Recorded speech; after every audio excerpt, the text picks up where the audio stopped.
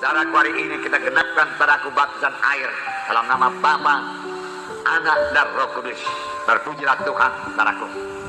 Haleluya. Saya yakin, saudaraku, pada hari ini Tuhan berahmat di tengah-tengah kita. Kami akan membaptis saudara dalam nama Bapa, Anak dan Roh Kudus. Tetapi yang memberikan baptisan Roh Kudus adalah Tuhan Yesus sendiri. Dan saya percaya, saudaraku, Tuhan Yesus mau dan Tuhan sudah siap sedia membaptiskan saudara dengan Roh Kudus pada sore hari yang indah ini. Dengan tegas Tuhan Yesus berkata, sebelum dia naik ke sorga, dia berkata, tunggulah di Yerusalem sampai kamu dilengkapi dengan kuasa dari Maha Tinggi. Rupanya baptisan Roh Kudus itu adalah menerima kuasa. Kalau saudara menerima baptisan Roh Kudus, saudara menerima kuasa.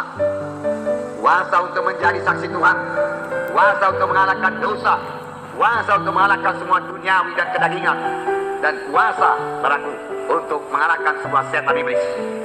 Saudara yang kekasih dalam nama Yesus, itu sebabnya pada waktu Paulus melayani pada sidang di Efesus, dia menanyakan satu perkara, sudahkah kamu menerima Roh Kudus tatkala kamu percaya? Mengapa? Karena baptisan Roh Kudus satu kelengkapan bagi anak-anak Tuhan. Tuhan Yesus berkata, kamu akan menerima kuasa kelak apabila Roh Kudus turun ke atas kamu, dan kamu menjadi saksi bagi Yerusalem, Yudea, Samaria, hingga sampai ke ujung bumi. Jadi menerima baptisan Roh Kudus, menerima kuasa. Dari mulanya, saudaraku, Tuhan mengendaki manusia ini berkuasa. Waktu Tuhan menciptakan Adam dan Hawa, dia berkata, penuhilah bumi, taklukkanlah isinya, taklukkan isinya, taklukkan setan iblis, dia katakan. Tetapi sayangnya Adam dan Hawa gagal, iblis yang menaklukkan dia, hingga dia jatuh pada dosa, dan semua manusia jatuh pada dosa. Tapi kemudian Allah Bapa memberikan Tuhan Yesus untuk mengubahkan nasib manusia ini, membawanya daripada hukuman pada hidup yang kekal, pada keselamatan menjadi anak Allah. Ini yang kita peringati pada hari Natal ini. Saudara, Yesus datang lagi di Bethlehem untuk menyelamatkan manusia yang berdosa, mati menebus manusia yang berdosa, dan manusia tidak perlu ke neraka tapi ke sorga. Tetapi sebelum Tuhan Yesus naik ke sorga, dia berkata, terimalah olehmu Roh Kudus, terima olehmu Roh Kudus, supaya kita kembali hidup berkuasa, amin. Supaya kita kembali mengalahkan setan, amin. Kita mengalahkan penyakit, amin. Dan segala godaan-godaan, bujukan-bujukan melalui kehendak daging hawa nafsu bisa kita kalahkan semua dalam nama Yesus, amin. Dan kita semua boleh berbuah lebat karena kita semua menjadi saksi yang berkuasa. Tuhan mengurapi kesaksian kita, amin. Itu gunanya Roh Kudus. Sekaligus Roh Kudus memberikan buah Roh Kudus, membentuk karakter dalam kita, karakter dalam kita. Nah, buah Roh Kudus pada hari ini, pagi hari tadi kita mendengarkan firman Tuhan mengenai salah satu dari buah Roh Kudus, yaitu damai. Damai itu buah Roh Kudus. Yesus membawa damai, anak-anak Tuhan juga membawa damai. Kemana saja kita bergerak, kita bawa damai. Tuhan Yesus kalau dia masuk ke rumah, dia katakan damai bagi rumah ini. Dan dia mengajarkan murid-muridnya kalau masuk ke rumah orang lain juga katakan damai bagi rumah ini.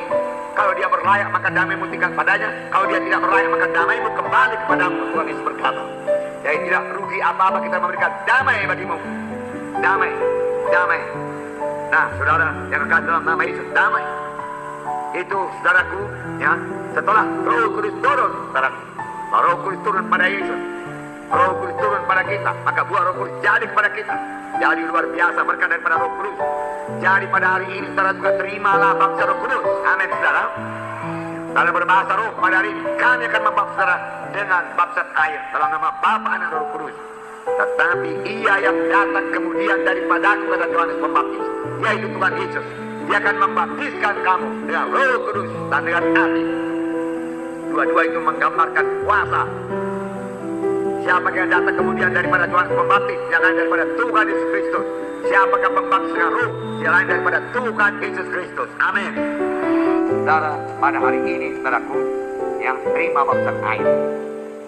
Arti daripada baptisan, Roma pasal 6. 5 menit lagi. Roma pasal 6.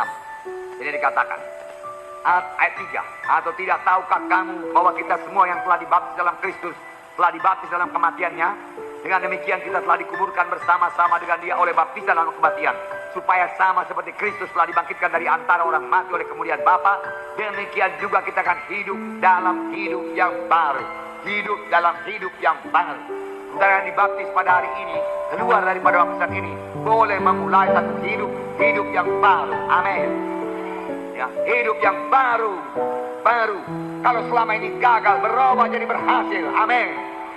Kalau selama ini budak narkotika, saudaraku, berubah jadi hamba kebenaran. Amin. Kalau selama ini dikuasai oleh penyakit kronis, tidak sembuh-sembuh, saudaraku, dari tahun ke tahun, saudaraku, penyakit ini, penyakit itu, penyakit ini. Saudara, sudah baptisan air ini hidup baru dalam hidup yang sehat. Karena Roh Kudus menghidupkan saudara. Haleluya. Hidup yang baru. Hidup yang baru. Hidup yang bersekutu dengan Tuhan. Hidup yang cinta kepada Tuhan. Hidup yang mempermuliakan Tuhan. Hidup yang jadi saksi Tuhan, saudaraku. Puji Tuhan, saudaraku. Haleluya, saudaraku. Nah, sudah Yesus dibaptis dengan Roh Kudus, baru dia mulai melayani. Dan Bapa berkata, inilah anak yang kukasihi, kepadanya lah aku berkenan. Aku berkenan.